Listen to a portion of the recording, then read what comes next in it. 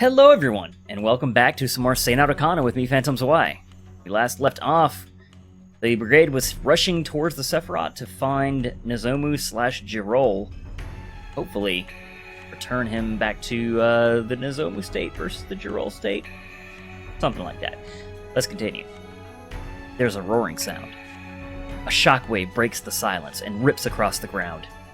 The Sephiroth, the world that once embodied the Time Tree. Now, it's just a savage battlefield. 過去の亡霊の分際でいつまでもわめくなよ。そろそろ諦めたらどうだ？黙れ。貴様の力になど屈しはしない。我々が勝者となるのですから。我々南天神の力、積年の恨みとともに思い知る。Lights flick past them as they speak. Despite Isabel's claim, she's helpless before him. She's been fleeing by jumping up from one antibody to another. There's nowhere left to run. The mana golems are no match for him. Even the antibodies that were their trump cards are like paper dolls before Jirol's power. She has brought all of her remaining forces to bear. They're just ants for Jirol to crush underfoot. The end is fast approaching. Both know that. For Jirol, it is a decisive victory. For Isabel, it is utter defeat. But she desperately cries out, as if to shake free from that certainty. She attacks, desperate to win, and desperate to take revenge on Jirol. Despite her hatred of him, she has no chance to win without a body. Even possessing an antibody, its power would be all she could use. The only option she has left is to take Jirol's body. She rushes towards him, thinking of only that. Jirol does not try to stop her. 脅威か。無駄だと言ったはず。ええ、あなたには無駄でしょう。しかし、対象はもう一人いる。Her power can't touch him, and so Jirol carelessly ignores her attack. Isabel seizes that chance and pours herself into Jirol's body, forcefully merging with what sleeps inside of him. So she's merging with Nozomu. Oh, this is gonna go well. All that's left on the battlefield are Jirol and the antibodies. 望むの意識の残滓に憑依したか。それで生き延びられると思ったか。まあいい。じきに奴らが来るだろうな。He looks around the scene of carnage, and then up at the empty sky. He senses a new power slowly approaching, and he grins.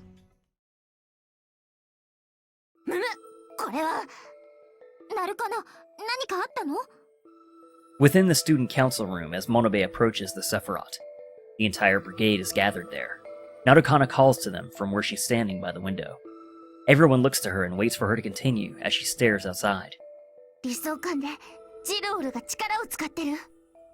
つまりイスベルと戦ってるってことね。うん、写しの世界で感じたのと同じものだから間違いない。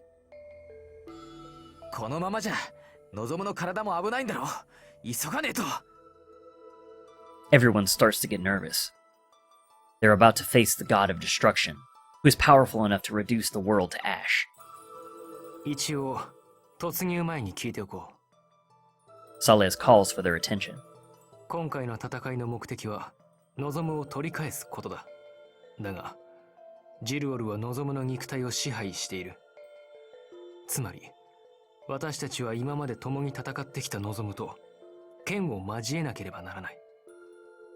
もしそこに躊躇があればそれが致命的な隙と化すかもしれない。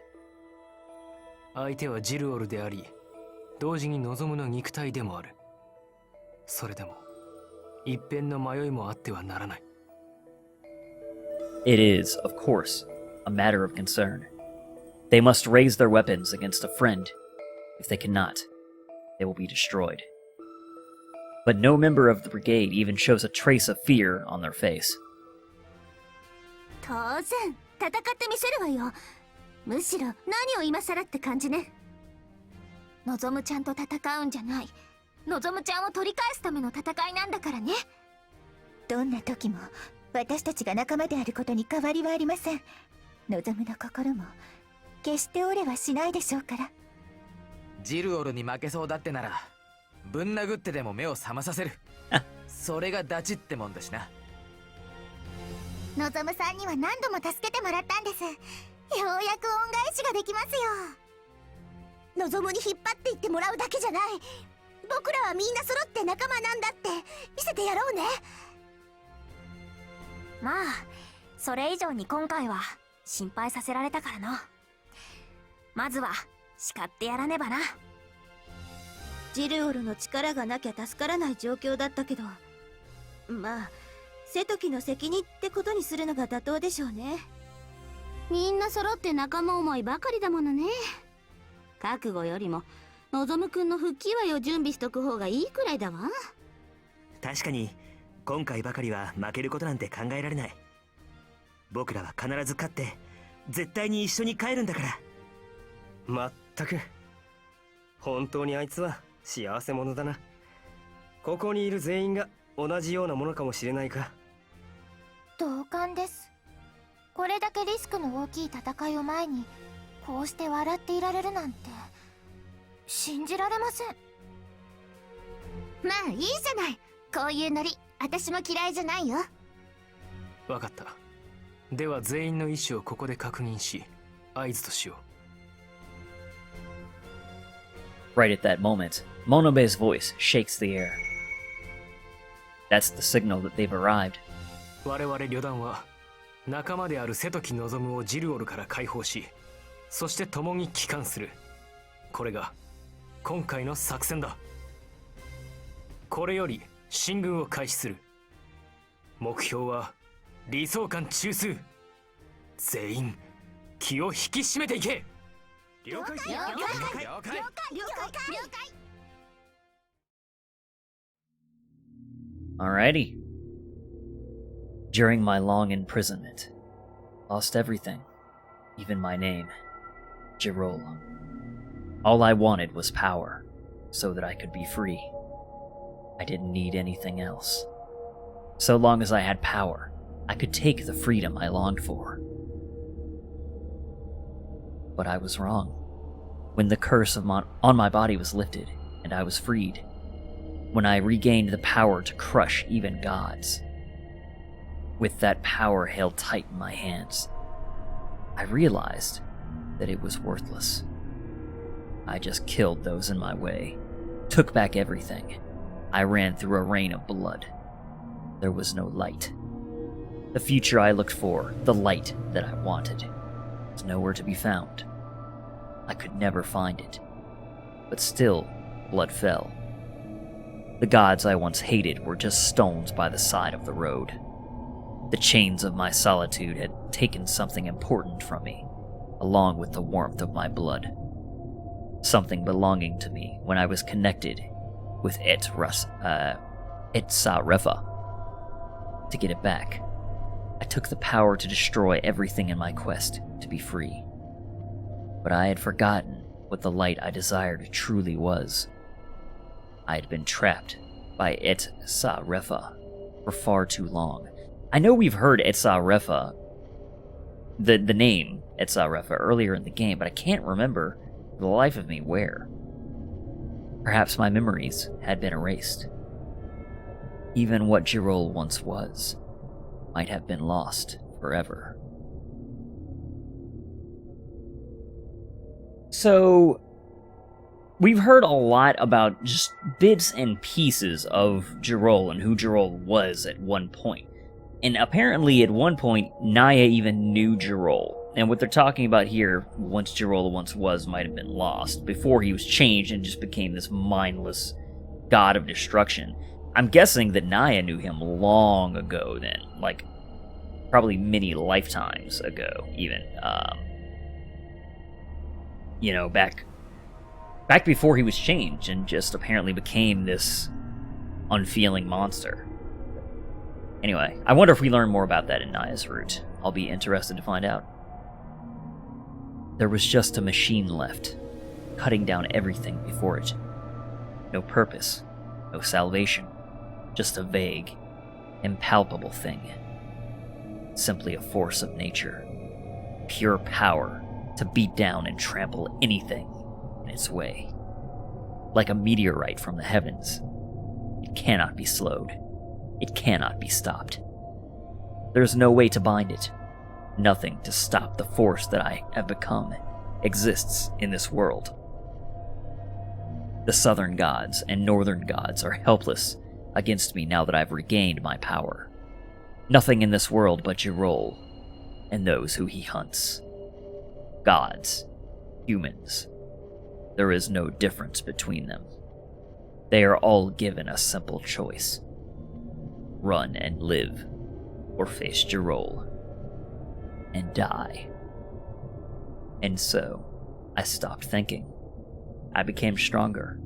If nobody came to stop me, this would have gone on forever. I just kept unleashing my power recklessly, rather than allow myself to suffer. Thinking nothing, I simply became a thing. Perhaps even the stones and trees lying on the ground were once the same as me. And my thoughts came to an end. Despair filled me. But I didn't feel the pain anymore. I didn't even have the strength left to resist it. Then, a girl appeared. She told me of the outside world and brought me into it. She shared part of herself with me to give me life. I traveled the world with her, saw many lives, and learned many things. Yet, one day, I was gripped by anger. All I had learned, all my memories, they stirred a forgotten passion. And then the future was simple. Hunt the gods and take their power.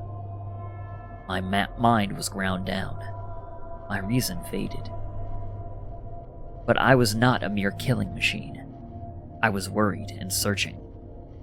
That girl asked me, what would I do with my power? What did I want to do? I've abandoned my thoughts when I try to remember now. Don't you want to be free? That's what she said. A distant memory, hazy from the flow of time. That's right. I wanted to be free.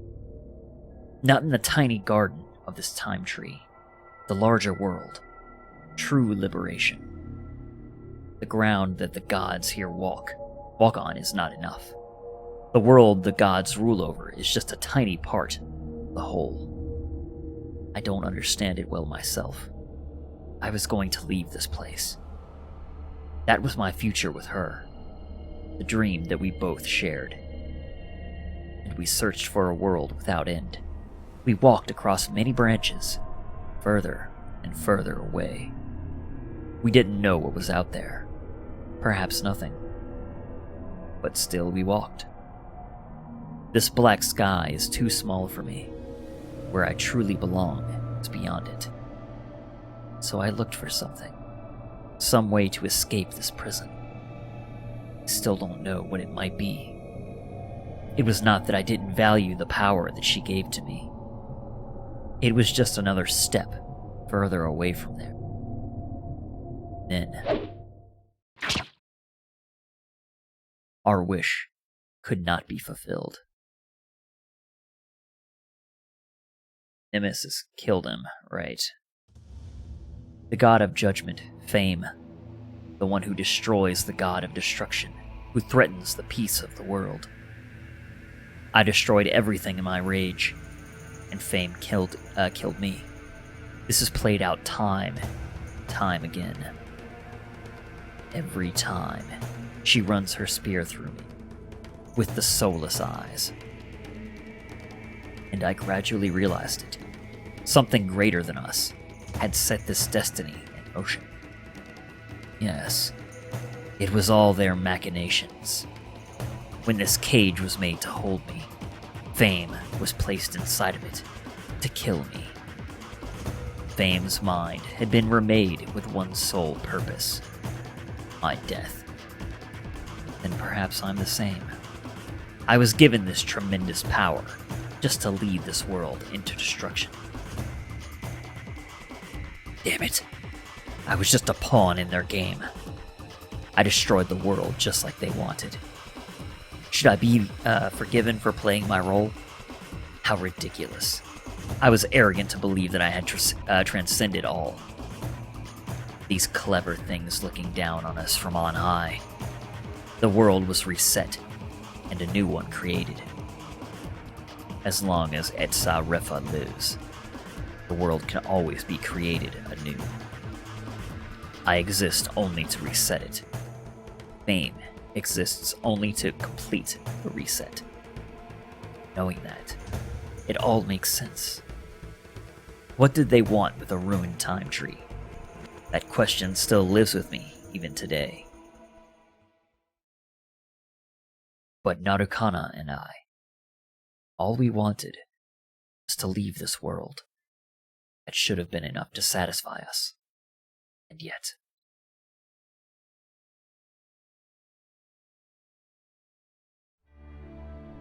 Well, that was very interesting.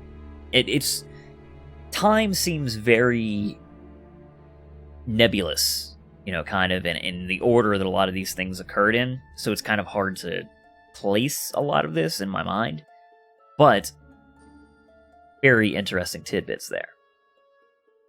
Monobe enters the Sephiroth. It's more devastated than they've ever seen it. The antibodies that the southern gods released have not left anything alive. It looks like hell. ひどい状態じゃ。 Naya mutters as she looks out the window. さすがにあれだけの数の抗体兵器を相手にするのは骨が折れそうだぜ。じゃあやめておく。引き返すのもありだと思うわ。バカ言うな。ここまで来て引き返せるか。うん。もう覚悟は決めたんだから。今さら気持ちが緩むようなこと言わないでよ。私も別に臆してるわけじゃないんだからね。望がこの中にいるのね。ええ、今頃どうなっているのか心配です。緊張しますね。 Everyone's tense.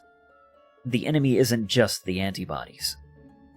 Waiting for them is an insurmountable foe. The god of destruction, Jirol, who brings chaos to the world.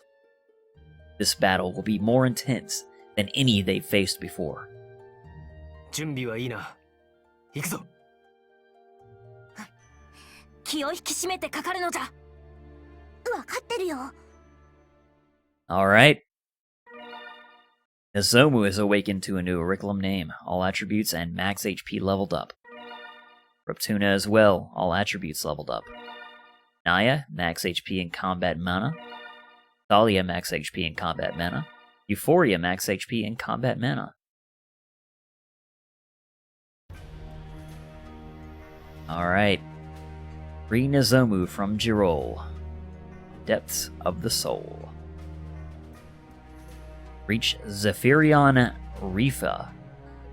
The conditions: this place lost. はいみんな注目。 Okay, Satsuki. レイメがジルオルに連れて行かれちゃったから、今回は代わりに私が作戦の説明をするわ。 Oh yeah, that is a thing, huh?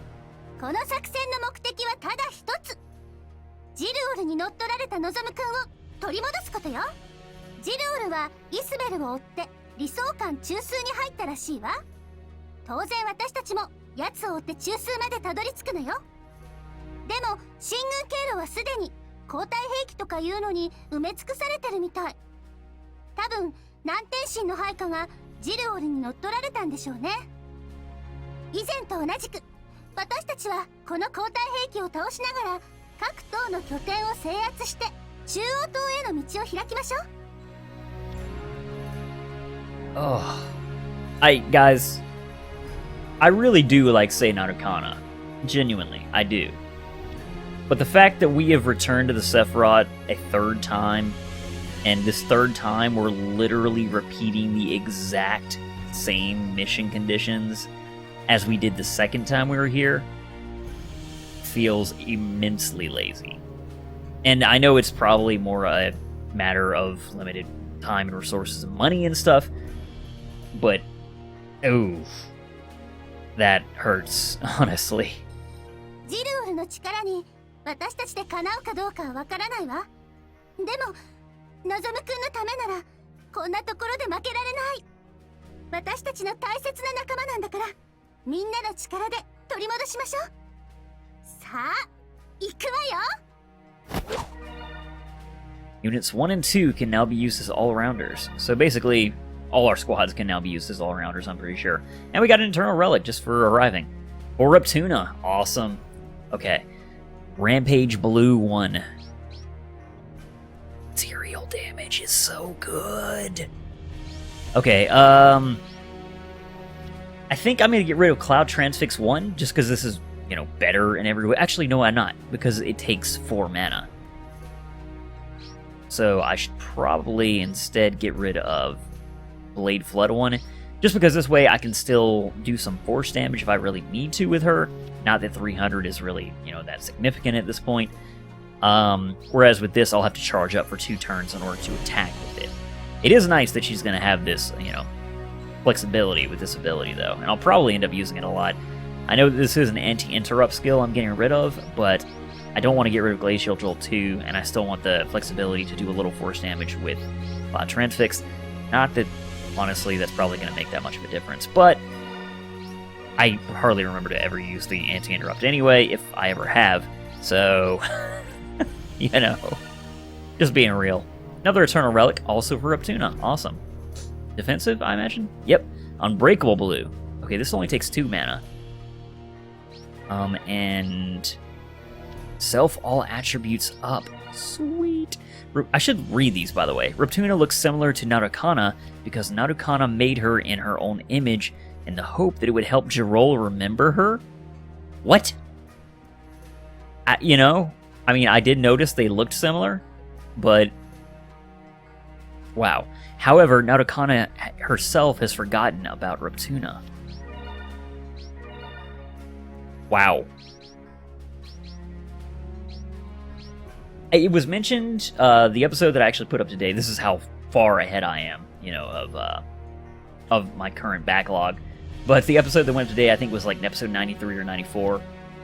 And Chad mentioned I should read Narukana's profile because it gives some more insight on her character. And I'm pretty sure I never remember to actually do that.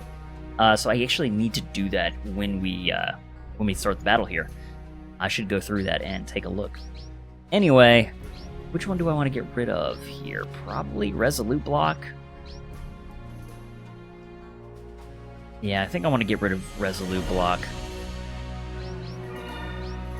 And then I want to read the ability Glacial Jolt, or rather Rampage Blue.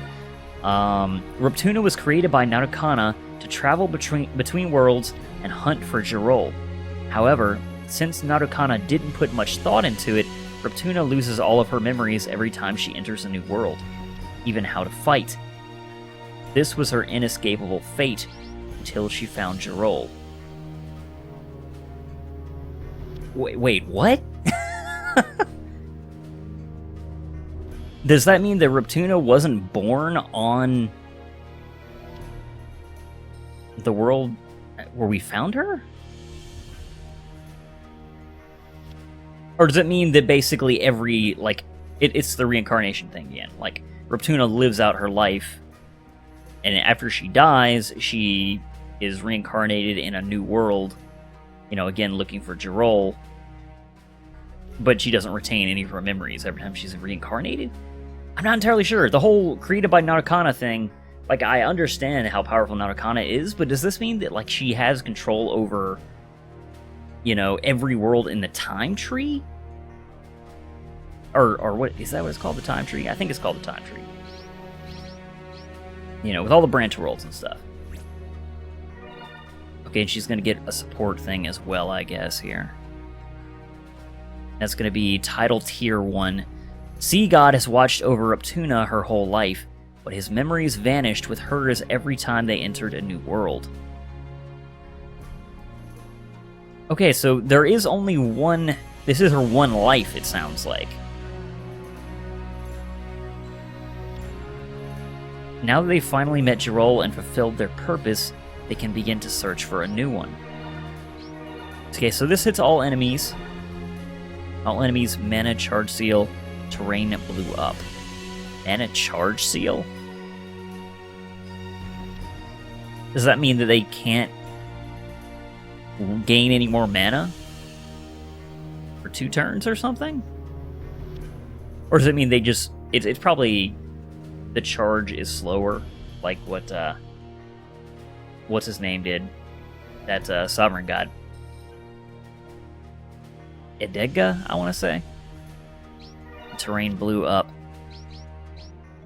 I will give this to her. And I'll get rid of Ice Banish too. Man, that's crazy.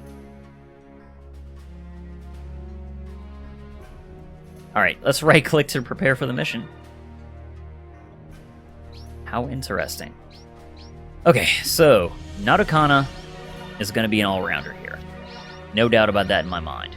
And then we're going to split up the others into 4 other squads. So, this particular group... I do want Reptuna to, be one of our sealers. Satsuki Thalia. This actually doesn't seem like a particularly bad setup here. Yeah, let's start with this. End mission. Okay, and I'm gonna go ahead and save the game. And we're probably gonna spend the rest of this episode actually just kind of reading stuff that I probably should have done before now, but didn't really think about it, just status. Go to profile. A woman of ethereal beauty who rules over all life in the time tree. Okay, well, I mean, I guess it does kind of directly say that, but I didn't interpret that as meaning, like, she literally created other gods.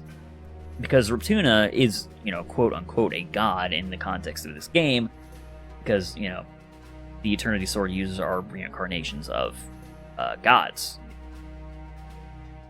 So... I don't know exactly what that does mean, I guess. It just means that whether Seinarukana chose to reincarnate Reptuna as a tool to search for Jirol, or if she just created a god, essentially, and that was Reptuna, and she's not even a reincarnation, she was just a creation of Seinarukana, straight up. And because she was a creation from Seinarukana, she was thus basically a god just by the fact that Seinarukana is that powerful. I don't know. But either way, that's interesting. Her appearance embodies the sanctity of all life. Flowers and gems pale in comparison to her. Every living thing should be grateful for the privilege of basking in her glory. Those who fail to worship her will be punished with blasphemy. Actually, I did read her profile, didn't I? However, the infinitely compassionate Seinarukana accepts even those sinners with grace and dignity, for they shall soon come to realize their folly. Once they awaken from the darkness of their ignorance, they shall fall to the ground in tears, praising her name. Yeah, written by Seinarukana, right. Curriculum names: Color of the Natural World, Wings of Heaven's Flight, Purgatory Dweller, Incomparable Might, Broken Incarnation of Genesis. And I think we're going to take a minute here and just kind of read over everybody's profiles. Just so, there's some aspects of characters I probably just straight up missed. Okay, so we've got Reptuna here. Wellspring is her sword, 6th rank Eternity Sword. Spirits of Sea God.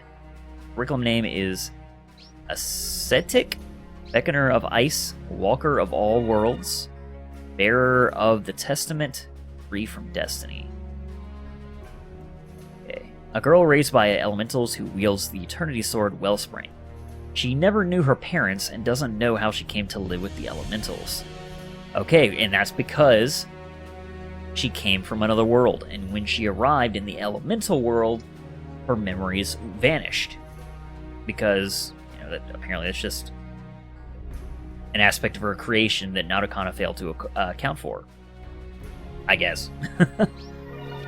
An innocent tomboy who loves running around, exploring, and getting into trouble, but like a small animal, becomes very shy around people she doesn't know.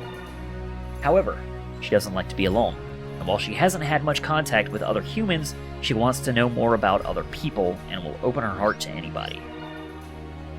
Wellspring manifests as water and ice constructs around her feet, enhancing her abilities and letting her fight unarmed. Cool. Actually, let's go ahead and back. I want to read about the Guardian Spirit too. Yeah, this is probably going to take a little bit, so this will probably be the rest of this episode, honestly, because I've just not paid enough attention to it. Sea God the Leviathan, Guardian Spirit of Wellspring, and Reptuna's partner. He watches over her with dignity and understanding despite her rebellious nature, and Reptuna's come to think of him like a grandfather. He speaks very little and tries to let Reptuna make her own decisions, even if he disagrees with them, but is quick to act with the fury of the ocean when anybody tries to hurt her. He detests being called a snake, and will become enraged if anybody ever refers to him as one. Eternal Relics. Okay, so this is a list of all the Eternal Relics that we have collected, and I guess given to Reptuna. Yeah, sure enough. That's cool. I didn't realize that you could actually scroll through your Eternal Relics and see what each one of them gave you. I like that. I like that a lot, actually.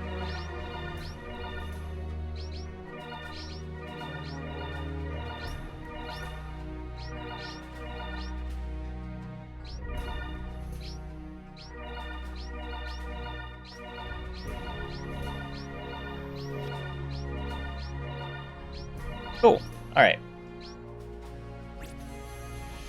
Dang it, I did it again. Okay, anyway.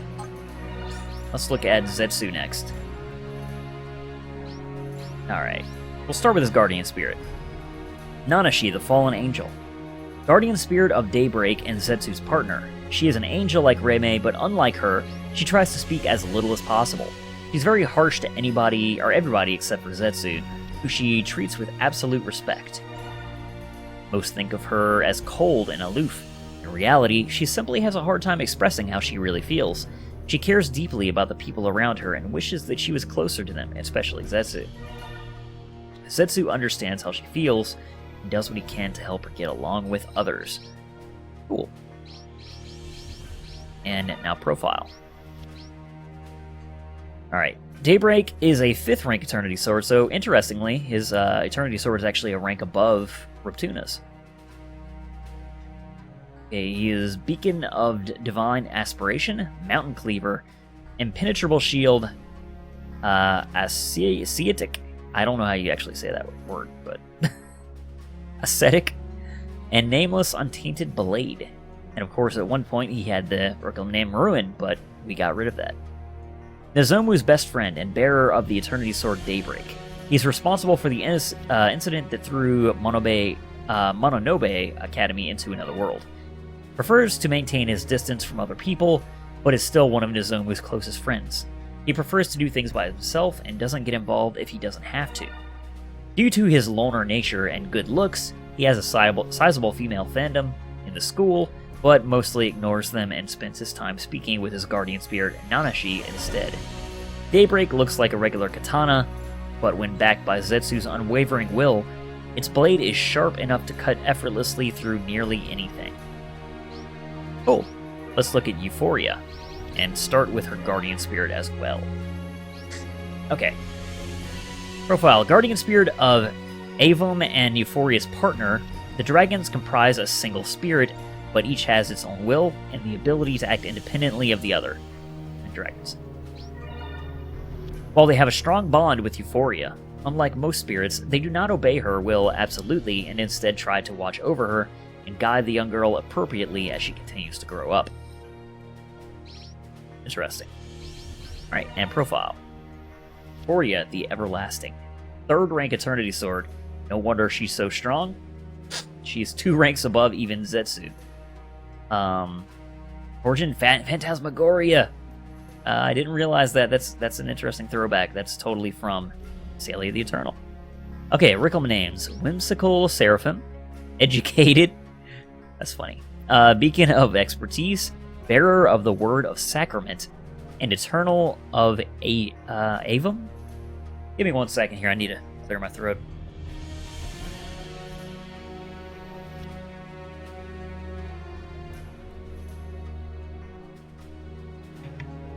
Sorry about that.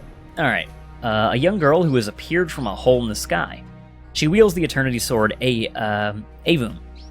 She's still childish and inexperienced, but is honest and reliable, just like a model student.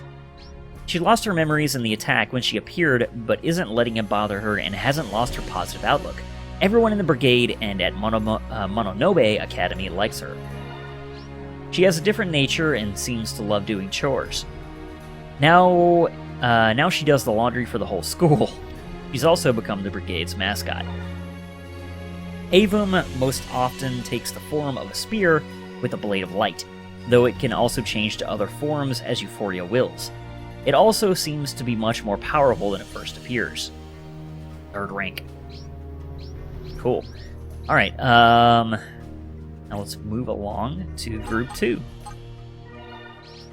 This is interesting. I should have done this earlier, like I said. And thanks for Shad for reminding me to actually look into it, particularly for Seinarukana, but I want to look at everybody's. Monobe, the Wonder Whale, Guardian Spirit of Pristinity, and Nozomi's partner. In theory, she is a whale, but she doesn't really look like one. She tries to communicate by squeaking, but most people can't understand her. Very protective of Nozomi and Nozomu, but sensitive about her size. A little afraid of her, or rather of Katima's excited love of her. Teehee. Amusing. Alright, and hers is also 6th rank, so she's in line with Riptuna. Okay. The starting world. Love how we don't give the first world a name. Just the starting world. Okay, Beacon of Divine Aspiration. Impenetrable Shield. Wings of Flames Rush. Devout. And Musician of Enmity. She grew up with Nozomu and is the bearer of the Eternity Sword, Pristinity. While very kind-hearted, she also is clever and adapts to new situations very quickly. She's like Nozomu as more than a friend for a long time, clearly, even though other more assertive people seem like they'll snatch him away. She's confident that she'll be the one who ends up with them. Sorry to rain on your parade, Nozomi. Pristinity's great size would normally make it difficult to use. Fortunately, it can move on its own in response to Nozomi's will. Cool. Okay, so now Katima. Aegeus, the Horror Elemental. Guardian Spirit of Soul and Katima's partner. Looks somewhat like a crustacean, very sensitive to Katima's anger and will attack in response to it, so Katima keeps her feelings in check. She understands his concern for her, though, and is grateful to have his protection. Even though they cannot speak, each knows exactly how the other feels. Sometimes she'll clean him and his blades to show her thanks, but she's careful not to let anybody see, since she thinks it would be embarrassing. 6th rank. Swords World. Curriculum names are Mountain Cleaver, Caller of the Natural World, Wings of Flames Rush, Divine Inspiration, and Sword God of Providence. A rebel knight from the Swords World and bearer of the Eternity Sword, Soul. She takes everything seriously, but is inexperienced in many ways, and is curious about new experiences. She has fought most of her life to protect others, and is uncomfortable with other people trying to do the same for her. She's very slender, but highly trained and extremely strong. Man, it feels like forever since we met Katima, and she escaped with us as, oh no, the runaway princess, basically, but my gosh, what a long game. Soul is far heavier than regular broadswords of the same size, and it vibrates with bloodlust during battle, making it even more difficult to wield. Alright, Anthalia. Start with our Guardian Spirit. Drifting Foam the Jellyfish. Yikes. Jellyfish Guardian. Guardian Spirit of Gale and Thalia's partner looks like a carefree jellyfish just drifting through the air, but actually is highly intelligent and always considers every problem thoroughly before acting. However, since it has a tiny brain, it soon forgets what it was thinking about. It often tells the impatient Thalia that it's thinking carefully, but there's a fundamental lack of understanding between them. That's funny. Okay, profile. 6th rank as well. Drifting Foam, the multi-layer world. I don't think we actually know that one. That's not Solace's world, right? Or not in Naya's world and everything. That's a totally different world, I'm pretty sure. Anyway, curriculum names are Beacon of Divine Aspiration, Acidic. A lot of these are actually repeats. Bearer of the Word of Sacrament, Crusader, and Goddess of Growing Will. A very serious member of the Brigade, and the bearer of the Eternity Sword Gale. She's strong-willed and inflexible, which can often get her into arguments, especially with Sorluska. She cares deeply for her companions, but has a hard time expressing how she really feels. When she puts her trust in someone, it's absolute and never wavers even for an instant. Solace! Solace! Excuse me. Despite her fastidious attention to her own appearance, she refuses to do her own cooking, cleaning, or laundry. Wow, how fussy. Her room is always extremely messy. Never would have thought. Gale is a halberd that is always wrapped in powerful wind. Thalia can gather electricity around the blade and shock her enemies as she attacks, as well as shoot weak lightning bolts from it. Interesting. Next, Squad 3. Alright, we have Satsuki. Guardian Spirit. Guardian Spirit of Brilliance and Satsuki's partner. Cherion, the Centaur. He appears as a noble centaur, always calm and rational. He advises Satsuki in all matters. She sees him as a father figure for her. Like a father, he is very protective of Satsuki and always makes sure to keep an eye on anyone who takes an interest in her. Satsuki's never had a boyfriend because he always tells her every guy's flaws and problems as soon as they try to get close to her. Great. Cock blocked. Alright. 6th ranked, Brilliance. Origin unknown, interesting. Curriculum names, Beacon of Divine Aspiration, Collar of the Natural World, Mountain Cleaver, Ascetic, and Conductor of Birth. An energetic girl who wields the Eternity Sword Brilliance. She's the student president of Mononobe Academy and has a very playful personality.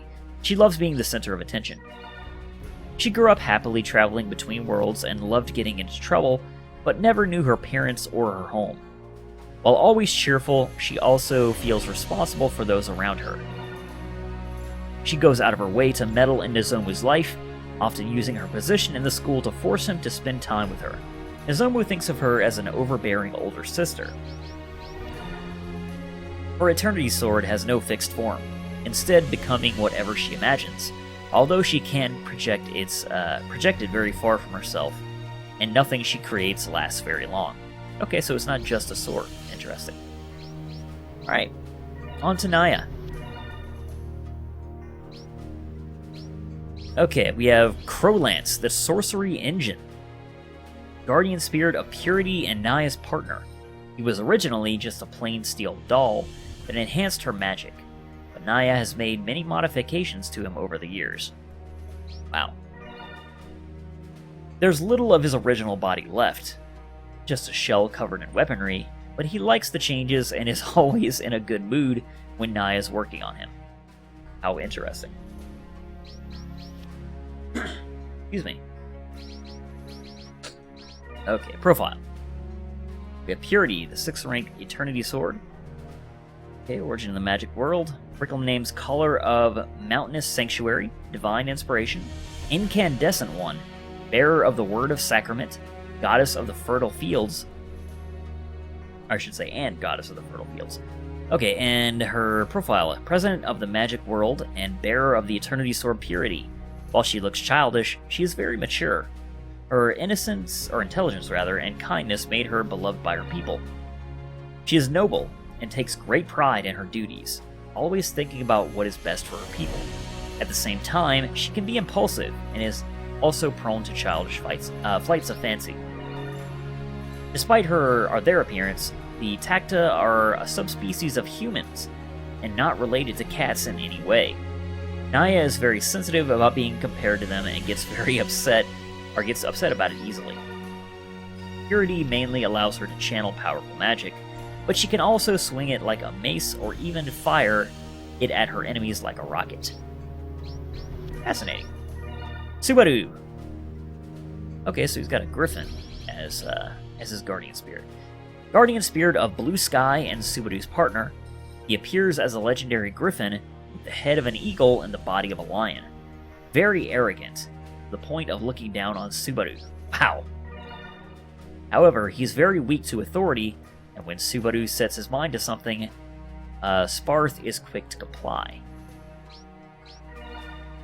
Interesting. Okay. 6th rank as well. Future World. Curriculum names are Enduring Life, Wings of Lightning, Divine Inspiration, Crusader, and Untainted Pitch. A young man from the Future World who wields the Eternity Sword Blue Sky. Despite being the mayor's son, he spent most of his time working to better the lives of those living in the slums. Eventually, he was driven out of the upper-class section of the city and into the slums, but was accepted and beloved by the residents there for his hard work and kindness. He is very responsible, and many rely on him like an older brother. He always puts everything he has into his ideals and hopes to make a better world for everybody, rich or poor. Blue Sky is a bow that draws its arrows from the mana in the air as formed by Subaru's will. Its arrows will never be exhausted as long as Subaru can still fight. Cool. Then we have, finally, Squad 4. Let's take a look at Salaz. Wise Titan, the Treant. Guardian spirit of insight and Salaz's partner. Takes the appearance of a great tree, deeply rooted into the ground. It's always observing the world and stores even its own mind among the data in its records. Or it records, rather. There is vast mana stored within it as well as knowledge, but only grants access to them to those it deems worthy enough. It's very cautious and says very little, even to Salaz. It often appears to be asleep, but it's actually looking far off into the future and thinking about what will happen next. Okay, he's got a 5th rank Eternity Sword. Spirit Wise Titan, Origin Unknown, curriculum names Beacon of Expertise, Divine Inspiration, Entwined in Jade, Ascetic, and God of the One Truth. I wish we could, see more about the curriculum names, actually. No such luck. The leader of the brigade and bearer of the Eternity Sword Insight. Calm and astute, he rarely shows his emotions, but his followers trust him deeply. He maintains contact with many different branch worlds and has built up a network of cooperation when needed, but his own homeworld is a closely kept secret. His past is completely shrouded in mystery. Even the people closest to him in the brigade know nothing about where he came from or why he founded the brigade, though actually we now know a little bit about that with the sovereign gods and blah blah blah. Insight has the entire history of the world written within it. Wow. From creation to destruction, down to the most minute detail, but Salaz is the only one who can read it. Huh. Okay, Sorluska. Black Fang, the wolf. Guardian spirit of War God and Sorluska's partner. Appears as a wolf, but is actually thoughtful and wary. However, his great pride and wild nature often overcome his rational side. He gets along well with Sorluska, but they fight often over food. He stays quiet most of the time in order not alarm anyone, but does not hold back against his enemies. He can speak normally, but tries not to since he likes to surprise people who aren't expecting it from him. Curriculum names: Caller of Mountainous Sanctuary, Wings of Lightning, Dweller of the Night, Mountain Cleaver, and Skyrender. Again, 6th rank. And he comes from the world of Strife. Interesting. A hot-blooded member of the brigade and bearer of the Eternity Sword War God. Unrefined and violent, but loyal and considerate of his comrades. He can't stand injustice in any form. The world he comes from was filled with never-ending war. He was always training to be victorious in battle excels in techniques for augmenting his already great physical capabilities. War God, which manifests as a pair of claws, does not possess great reach, but Sorluska makes up for it with his quick speed and savage, merciless attacks. Finally, Jacita. Barastida Ignis, the dragon, guardian spirit of Redeemer and Jacita's partner. Despite his ferocious form, he is highly intelligent. Jacita has absolute trust in his advice, and he assists her as one of the leaders of the brigade. Although a dragon, he loves looking at naked human women, wow, and seeing Jacita naked is one of his greatest desires. What a pervo. As nonchalant about it as she normally is, she's never given him a peek. He usually ends up having to take his frustrations out on their enemies during battle. So we have a sexually frustrated Guardian Spirit Dragon. Wow. Redeemer, 6th rank. Origin unknown. Caller of Mountainous Sanctuary. Asiatic. Driving Soul. Wings of Flame's Rush and Eternal Flame are her original names. Sub-commander of the brigade and bearer of the Eternity Sword Redeemer. She raised Satsuki. Really? And most of the brigade trusts her advice in everything from personal to professional affairs.